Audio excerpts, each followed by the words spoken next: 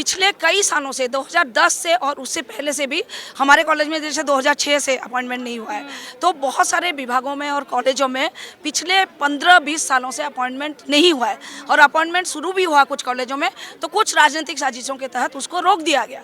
तो हमारी ये मांग है और नतीजा ये है कि दिल्ली विश्वविद्यालय में अब इतने बड़े तादाद में अधक शिक्षक काम कर रहे हैं जो परमानेंट टीचर से भी ज़्यादा तादाद में है। कि एक वन टाइम रेगुलेशन के द्वारा हम सभी लोगों को, सभी शिक्षक दिल्ली विश्वविद्यालय में जो 4500 अधक शिक्षक कार्यरत हैं उनको वन टाइम ऑर्डिनेंस के द्वारा उनको ऑब्जर्व किया जाए, उनको समायोजित किया जाए, ये हमारा मुख्य मांग। पे नहीं किया गया। हमें एक और डर है कि कहीं हम कॉन्ट्रेक्चुअलाइज नहीं हो जाएं आने वाले समय में, क्योंकि दिल्ली यूनिवर्सिटी में कॉन्ट्रेक्चुअलाइजेशन प्रोसेस ऑलरेडी शुरू हो चुका है। अभी एक कोई चिट्ठी पढ़ रहा था, भारती कॉलेज में भी कॉन्ट्रेक्चुअलाइजेशन का एक जो एडवर्टीजमेंट है, नोटिस, वो आया हुआ है। स्वागत है आपका नेशनल दस्तक में। मैं हूं आपके साथ फरीन सर। इस वक्त हम जंतर मंतर पर मौजूद हैं। यहाँ पे जो छात्र छात्राएं हैं वो लगातार प्रदर्शन कर रहे हैं सत्ता को लेकर। उनसे ही पूछते हैं कि उनकी क्या समस्याएं हैं। अच्छा, हमें बताएं कि क्या समस्याएं यहाँ पर, किस लिए ये लोग प्रदर्शन कर रहे हैं? देखिए, समस्याएं ये हैं, यहाँ पर कई साल से एक कैटेगरी के टीचर जिन्हें एडहॉक टीचर कहा जाता है वो यहाँ से कई सालों से काम कर रहे हैं। 12 साल, 10 साल, 15 साल, 5 साल, कुछ 20 और 25 साल वाले भी हैं। बीच में सरकार ने या यूनिवर्सिटी एडमिनिस्ट्रेशन ने इंटरव्यूज़ नहीं किए हैं, और जब इंटरव्यूज़ किए हैं तब तक डिस्प्लेसमेंट हुआ है। एडहॉक टीचर का जो टर्म है वो 4 महीने का होता है। हमारा यूनिवर्सिटी का एक ईसी एग्जीक्यूटिव काउंसिल के रेगुलेशन के तहत, और 4 महीने बाद अगर वो पोजीशन एग्जिस्ट कर रही है तो सरकार को वो पोजीशन परमानेंट करके उस पर इंटरव्यू करवाने होते हैं। यानी हर 4 महीने में इंटरव्यू होगा। लेकिन यहाँ 2010 से केवल कुछ कॉलेजेस में इंटरव्यू हुए हैं और सिर्फ 500 लोगों को भरा गया है। ये 5000 की संख्या है। 5000 लोग अभी भी एडहॉक, पूरी प्रॉपर क्वालिफिकेशंस लेके अभी भी एडहॉक के पोजीशंस पर बैठे हैं और उनका निष्कासन कभी भी हो सकता है। 5000 टीचर्स के इंटरव्यू की अगर अब सरकार बात करेगी वो अगले 10 सालों में होंगे, क्योंकि 1.5 साल में सिर्फ 500 पोस्टें पढ़ी गई हैं। तो आप उसके हिसाब से हिसाब लगा लीजिए कि इंटरव्यू करने जाते हैं तो कितने सालों में वो इंटरव्यूज़ होंगे, और जब इंटरव्यूज़ होते हैं तो भारी संख्या में डिस्प्लेसमेंट होता है। प्लस यहाँ पर एक उमा देवी केस है जो सुप्रीम कोर्ट का जजमेंट है, और बहुत सारे दूसरे जजमेंट्स हैं जिसमें बहुत क्लियरली ये लिखा हुआ है कि कोई एडहॉक शिक्षक 3 साल अपने पार कर लेता है तो वो एलिजिबल है कि उसका एब्जॉर्प्शन हो सकता है। एब्जॉर्प्शन माने हम पार्लियामेंट से वन टाइम रेगुलेशन मांग रहे हैं कि पार्लियामेंट जो भी प्रोसेस से चलती हैं चीज़ें, हमारी पोजीशन एक्स्ट्रा ऑर्डिनरी हो गई है, जो उस प्रोसेस से चलती हैं पार्लियामेंट जो है उस प्रोसेस में संशोधन लेकर आए, रेगुलेशन एक नया लेकर आए जिससे हम सब यहाँ पर एब्जॉर्ब हो जाएं। क्योंकि अब हमारे इंटरव्यू अगर होते हैं तो यहाँ पर 40 साल, 45 साल, 50-55 साल के कई शिक्षकगण यहाँ से एज एन एडहॉक ही रिटायर कर गए हैं। तो हम ये चाहते हैं कि वन टाइम रेगुलेशन से हमारा यहाँ पर हो, और जिसमें एक्चुअली कोई लीगल बाधा है नहीं। क्योंकि उमा देवी केस में बहुत क्लियरली चीज़ें बताई हैं। यूजीसी से जो रिक्वायर्ड क्वालिफिकेशंस है वो हम सबके पास हैं। यहाँ पर ज़्यादातर लोग जो हैं वो क्वालिफिकेशंस होल्ड करते हैं। मिनिमम एमफिल और नेट तो हैं यहाँ पर सब, तो वो क्वालिफिकेशन सेम क्वालिफिकेशंस होती हैं। सिर्फ हमारी सैलरी एक रहती है। कई सालों तक हम एक ही सैलरी पर काम कर रहे हैं। कोई इंक्रीमेंट नहीं है, हमारा कोई प्रमोशन नहीं है, हमारी कोई लीव नहीं है। इस साल maternity leave executive council Delhi university ने पास किया, लेकिन वो मैटरनिटी लीव भी नहीं मिल रहा है टीचर्स को, क्योंकि उनकी 4 महीने की नौकरी है। तो मैटरनिटी लीव कैसे मिलेगा? अगर किसी के 15 दिन रह गए तो कैसे मिलेगा? मैटरनिटी लीव एक ही बार मिलता है। तो कई जो टीचर्स हैं जिनको मिला भी 15 दिन के लिए मिला मैटरनिटी लीव। तो ये समस्या जो है ये बनी रहेगी सालों साल यदि हम परमानेंट नहीं होते, क्योंकि हमारा जो फ्यूचर है हमने अपना पास तो स्टेक पे लगा दिया। हम बहुत अच्छे यूनिवर्सिटी से अच्छे क्वालिफिकेशन, अच्छे पब्लिकेशंस लेकर आए हैं। हमारा फ्यूचर भी अंधकारमयी है। हम कहाँ जाएंगे? क्योंकि अब इस उम्र में हैं, इस उम्र के पड़ाव में सब लोग हैं, वेट करते करते इंटरव्यूज़ की कि अब कि अब जो है अब हमारा होगा, कब हमारा होगा, उसी में हम अपनी सर्विसेज दे रहे हैं। This is against the violation of human rights. Like you are इतने सालों से इतने लोगों को एडहॉक बना के रखा है और they are not getting trained, माने they are not getting officially opportunity. Like we don't have duty leave. Duty leave अगर लेना है we have to apply for leave. So that is the biggest trouble. So हमारा most of the time we are on paid leave.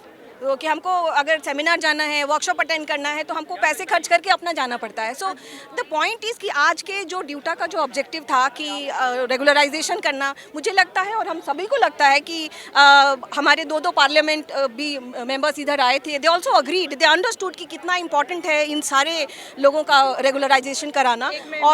और ये अगर नहीं होगा तो this is against human rights कि आप एक ही साथ दो तरीके के टीचर का कम्युनिटी किया, और administration and government they both will be responsible, held responsible. फिर उस हालत में ह्यूमन राइट्स का तो बहुत बुरी तरीके से वायलेशन हो जाएगा, और मुझे नहीं लगता है कि इसको किसी को अगेंस्ट करना चाहिए कि परमानेंट ना हो। यही एक ऑप्शन है, द बेस्ट सोल्यूशन। और इसके साथ साथ जो परमानेंट होने के साथ साथ जो हमारे एक्सपीरियंसेस हैं इतने सालों के, वो भी काउंट होने चाहिए। और इस पे आवाज़ उठाना बहुत ज़रूरी है कि जो एक्सपीरियंसेस 10 साल 15 साल जो लोग हैं उनका एक्सपीरियंस काउंट हो, और after one time regularisation promotions भी उनको उसी के हिसाब से मिलना चाहिए। ये दो मुद्दा आप प्लीज़ उसको भी डालिए, मीडिया का इसमें बहुत इंपॉर्टेंट रोल है, और ये दोनों मुद्दा आपको हाईलाइट करना पड़ेगा, because this is not about us, this is about the huge population whom we are teaching, right? What ma'am is saying, thank you ma'am.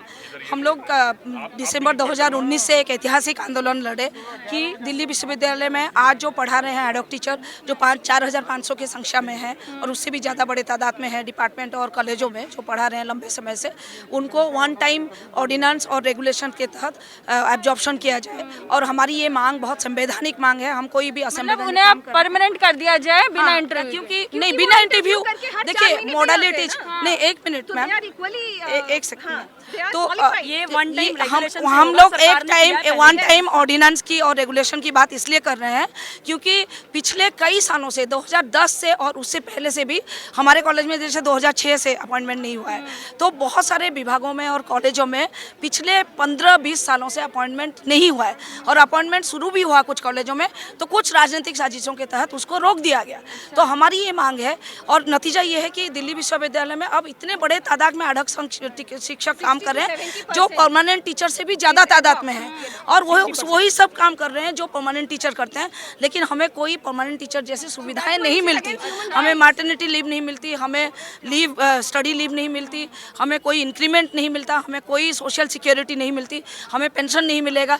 ये सारे तमाम बातें हमारे लिए बहुत मायने रखता है, क्योंकि हम इस विश्वविद्यालय में ना कि सिर्फ शिक्षण चीज़ों में हम पार्टिसिपेट करते हैं, हम टीचिंग लर्निंग प्रोसेस के अलावा एक्स्ट्रा करिकुलर एक्टिविटीज़ और जो भी हमें ड्यूटीज़ दिया जाता है विश्वविद्यालय प्रशासन के तहत, हम लोग सभी काम करते हैं जो परमानेंट टीचर करते हैं।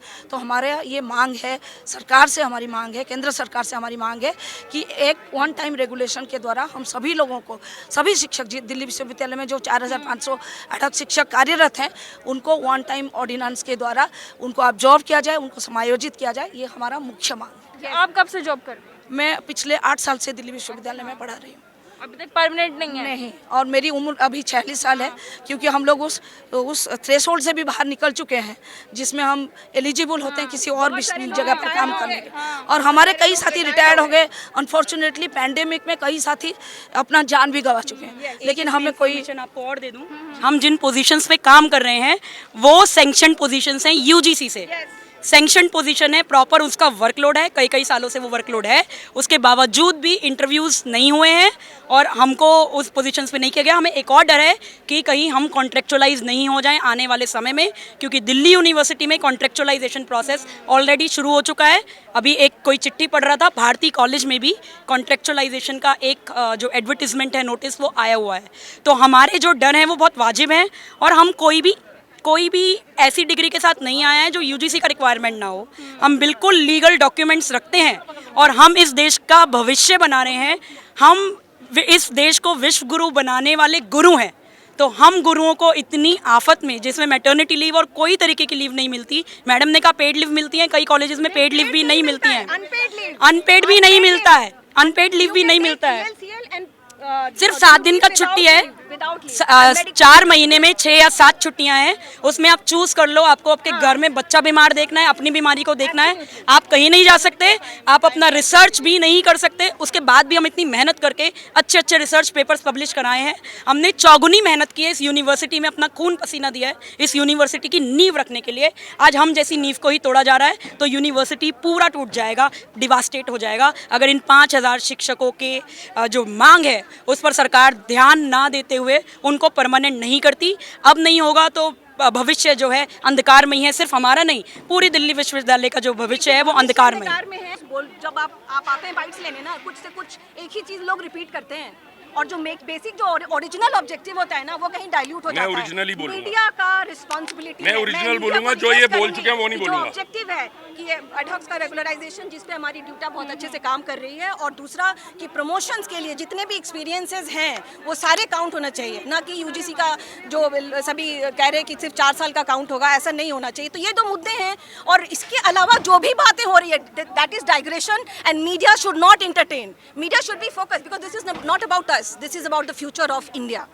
मैडम, मेरा नाम मनमोहन सिंह भसीन है। मैं दिल्ली यूनिवर्सिटी के कॉलेज ऑफ वोकेशनल स्टडीज़ में मैथमेटिक्स का एसोसिएट प्रोफेसर हूँ और पिछले 27 साल से काम कर रहा हूँ।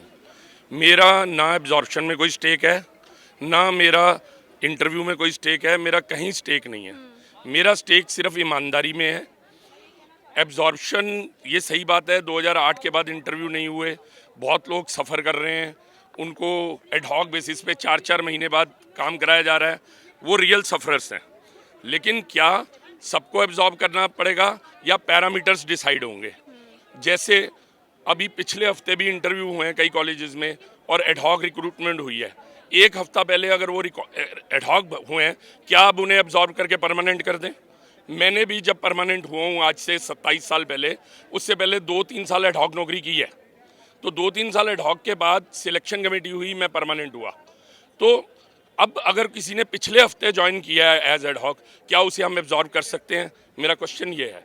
तो मेरा मानना ये है कि डूटा को एक पैरामीटर बनाना पड़ेगा सीनियरिटी के हिसाब से, सफरिंग के हिसाब से, कौन ज़्यादा सफ़र कर रहा है, कौन कितने साल नौकरी किया है, फिर भी मौका। लेकिन सर लेकिन मेरे को बोलने का मौका यहाँ डूटा में भी नहीं दिया गया, कहीं और भी नहीं दिया गया। और बात हो रही है सिलेक्शन कमेटी की। सिलेक्शन कमेटी भी मैनिपुलेट होती हैं। जब कांग्रेस रूल कर रही थी तब भी मैनिपुलेट हो रही थी, उसके बाद कोई और आया उसने भी मैनिपुलेट किया, और आज भी सिलेक्शन कमेटी होगी। तो टीचरों को ये डर है कि बीजेपी वाले उसे मैनिपुलेट करेंगे। तो हमारा स्टैंड है एब्जॉर्प्शन विद प्रॉपर पैरामीटर्स कि कौन सफरर है, किसको एब्जॉर्प्शन की रिक्वायरमेंट है, किसे चाहिए, उन्हें देनी चाहिए, ना कि जो कल आया उसे देने। इंटरव्यू तो होने ही नहीं चाहिए क्योंकि इंटरव्यू मैनिपुलेटिव है और सब सिफारिशी लगते हैं। मैं आपको बता रहा हूँ, भगत सिंह कॉलेज में पिछले हफ्ते एक एडहॉक की इंटरव्यू थी, उधर 52 लोग थे और पॉलिटिकल साइंस का था। वो 52 लोग ही सिफारिश लेके आए थे। कोई झंडेवाला की सिफारिश थी, कोई नागपुर की सिफारिश थी, कोई आरएसएस की सिफारिश थी। तो सब तो अकोमोडेट हो नहीं सकते, एक ही अकोमोडेट होगा। 51 ने तो डिसअपॉइंट होना ही होना है, तो सिलेक्शन में कहाँ वजन है? मेरा मानना है कि जैसे अब दिल्ली यूनिवर्सिटी ने कर दिया है कि एडमिशन के लिए सबको एंट्रेंस एग्ज़ाम देना पड़ेगा, उसी तरह एक एंट्रेंस टेस्ट होना चाहिए टीचर्स की रिक्रूटमेंट के लिए, और ऑल इंडिया एंट्रेंस होना चाहिए, उसमें जो भी मेरिट पे आ जाए वो आ जाए। और मैंने ये मेरी पोजीशन, कल मैं डॉक्टर बलराम पानी हैं दिल्ली यूनिवर्सिटी के डीन ऑफ कॉलेजेस, कल मैं उनको मिलने गया था कुछ मुद्दों पे। ये बात मैं उधर भी रेस करना चाहता था, लेकिन उधर भी टाइम के पॉज, असली बात के लिए टाइम नहीं होता, तो उधर भी टाइम की कमी की वजह से ये बात नहीं हो पाई। लेकिन मैंने बलराम पानी से जो मेरी बातचीत हुई है उसे फेसबुक पे डाला है, दिल्ली यूनिवर्सिटी टीचर्स ग्रुप पे, और उसमें कमेंट सेक्शन में यहाँ से बैठ के अभी मैंने अपनी पोजीशन की पोस्ट भी डाली है। तो आपके थ्रू मैं चाहता हूँ सबको ये पता लगे और मेरी पोजीशन वहाँ पर पड़ी जाए कि अलग अलग समस्याएं हैं। कुछ लोगों का कहना है कि पैरामीटर्स होने चाहिए टीचिंग के लिए, और दूसरी तरफ वो लोग हैं जिन्हें 8 साल हो गए, 10 साल हो गए हैं काम करते करते, लेकिन उन्हें परमानेंट नहीं किया गया है। हर 4 महीने में एक इंटरव्यू होता है, लेकिन इतने साल बीत जाने के बाद भी वो इंटरव्यू नहीं हुए हैं। तो यहाँ पे टीचर्स की अपनी अलग समस्याएं हैं कि इंटरव्यूज़ हो या ना हो, परमानेंट किया जाए या नहीं किया जाए, एक पैरामीटर सेट कर देना चाहिए। खैर, नेशन दस्तक के लिए मैं फरीन सैफी, कैमरामैन आशीष के साथ। नेशनल दस्तक की आपसे गुजारिश है कि अगर इसको बचाना चाहते हैं तो नेशनल दस्तक को सब्सक्राइब करने के लिए रेड कलर के सब्सक्राइब बटन को दबाएं, फिर बेल आइकन की घंटी दबाएं। नेशनल दस्तक को बचाने के लिए बहुत जरूरी है कि हर खबर को शेयर करें, लाइक करें, कमेंट जरूर करें।